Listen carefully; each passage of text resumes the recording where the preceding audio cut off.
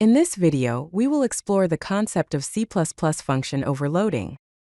Function overloading allows us to create multiple functions with the same name, but with different parameters.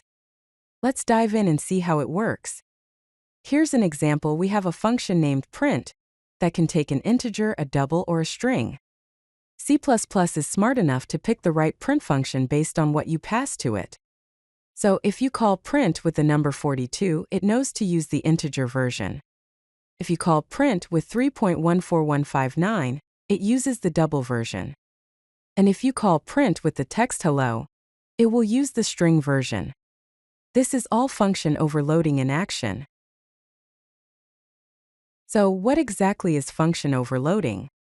Function overloading is the ability to define multiple functions with the same name, but with different parameter types or number of parameters.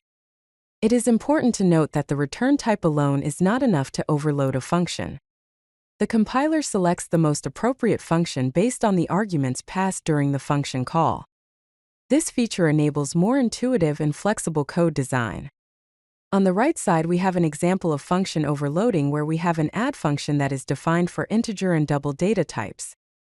So when the add function is called with integer values, it uses the integer version, and when called with double values, it uses the double version. Now let's explore the rules that govern function overloading in C++. Functions can be overloaded when they differ by the number of parameters, different parameter types, or different parameter order. On the other hand, functions cannot be overloaded based on the return type alone. Additionally, const or volatile qualifiers in the return type are not sufficient for overloading. For example, we can overload a function named display by providing different number of parameters. Similarly, we can overload a function named print by changing the parameter types. The calculate function is overloaded based on different parameter order.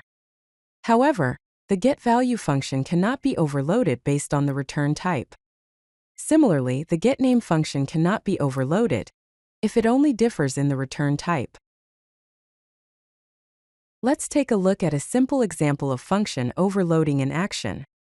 This code defines two functions with the name print number. The first version takes an integer as input, while the second version takes a double. In the main function, when we call print number with the number 5, the compiler knows to use the integer version.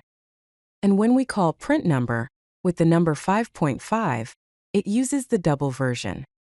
This demonstrates how function overloading allows us to use the same function name with different parameter types, making the code more readable and intuitive. The compiler automatically selects the appropriate version based on the arguments provided. Function overloading is also possible when functions have different numbers of parameters. In this example, we have two area functions. One calculates the area of a square, which takes one parameter, the side. The other calculates the area of a rectangle, which takes two parameters, length and width. In the main function, when we call the area function with 5.0, the compiler knows to use the function that calculates the area of a square. When we call the area function with 4.0 and 6.0, it knows we're calling the rectangle version. The key point here is that the compiler distinguishes between overloaded functions based on the number of parameters, even when the parameter types are the same. Default arguments and function overloading are two different ways to achieve flexibility in function design. With default arguments, you define one function with optional parameters, providing default values for them. Function overloading, on the other hand, involves creating multiple functions with the same name but different parameter lists. Default arguments are simpler for optional parameters, while overloading is better when you need to handle completely different parameter types or require different implementations. Both techniques can be used together in the same program to provide maximum flexibility and code clarity. Looking at the display function, the function takes three integer arguments, where b and c have default values 0. So when we call the function with just one argument, it uses the default values for the remaining arguments. One thing to be careful about is ambiguity in function overloading. This happens when the compiler can't figure out which function to call, because the arguments you're passing could fit more than one function. Common causes of ambiguity include type conversions, overlapping default arguments, and similar parameter types. To solve these issues, you can use explicit typecasting or create more specific functions. For example, if you pass the character a to the print function, the compiler doesn't know whether to treat it as an integer or a double, leading to ambiguity. So be careful about type conversions, default arguments, and similar parameter types to avoid any ambiguity. To resolve ambiguity, use explicit typecasting or create more specific functions. Function overloading is commonly used in classes to provide a more intuitive and flexible interface. By overloading class methods, we can support polymorphism, which means the same operation can be performed on different data types.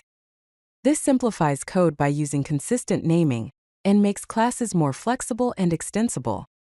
It also improves readability by using natural method names and works well with operator overloading in classes. Consider a calculator class which has method to add 2 integers, add 3 integers, and add 2 double numbers. This feature enhances class interface with intuitive method names, supports polymorphism, and simplifies code by using consistent naming. Let's summarize what we've learned about function overloading. Function overloading allows multiple functions with the same name, but they must differ in parameter types or count. Remember that the return type alone is not sufficient for overloading. The compiler selects the best matching function at compile time. The benefits of function overloading include improved code readability and organization, intuitive interfaces for different data types, reduced need to remember multiple function names, and support for polymorphism and object-oriented programming. To continue your learning journey, consider exploring related C++ topics such as operator overloading, function templates, default arguments, method overriding, virtual functions, and name mangling. These concepts will further enhance your understanding of C++ and its powerful features. If you like this video, hit that like button and don't forget to subscribe. Visit CodeLucky.com for more such useful content.